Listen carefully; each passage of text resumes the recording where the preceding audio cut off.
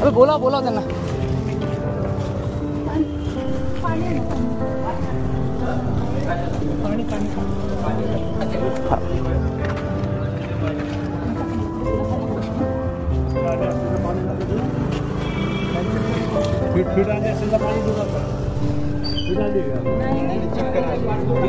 उपोषणाला बसल्या आहेत त्या.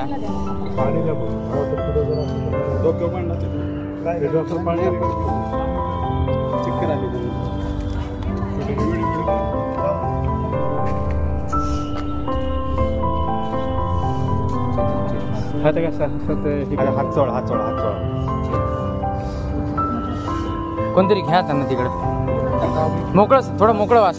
सावलीत घ्या, सावलीत. बाकीचे थांबा, बाकी नका येऊ. थांबा थांबा सर, तिकडे थांबा. प्रशासनाने आमच्या जीवनाशी जो खेळ चालू केला आहे त्याचंच हे उदाहरण आहे. 30 डिसेंबर 2024 पासून आम्ही अन्नत्याग उपोषण करतोय, आमरण अन्नत्याग उपोषण. आणि आमच्या मागण्यांची कुठेही दखल प्रशासनाकडून घेतली जात नाही आहे. आमच्यातीलच जे काही उपोषणकर्ते आहेत त्यांचे आज काय हाल झाले बघा. तरीही गेंड्याच्या कातडीचं असलेलं हे प्रशासन आमच्या मागण्यांकडे लक्ष देत नाही आहे. गेली 10 महिने आम्ही नियुक्तीपासून वंचित आहोत, तरीही हे प्रशासन याकडे लक्ष देत नाही आहे आमच्या मागण्यांकडे. तरी प्रशासनाला विनंती आहे की तुम्ही जर ठरवलं तर तुम्ही एका दिवसात आमचा प्रश्न सोडवू शकता.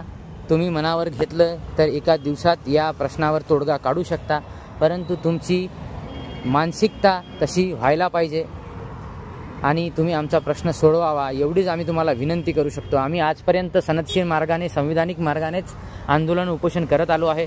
कुठल्याही प्रकारचं हिंसक वळण आमच्या आंदोलनाला, उपोषणाला आलेलं नाही आजपर्यंत. इतक्या सुसंगतपणे हे आंदोलन चालू आहे, तरीही प्रशासन आमच्या आंदोलनाची, उपोषणाची दखल घेत नाही आहे. फार मोठी खंत वाटते. धन्यवाद.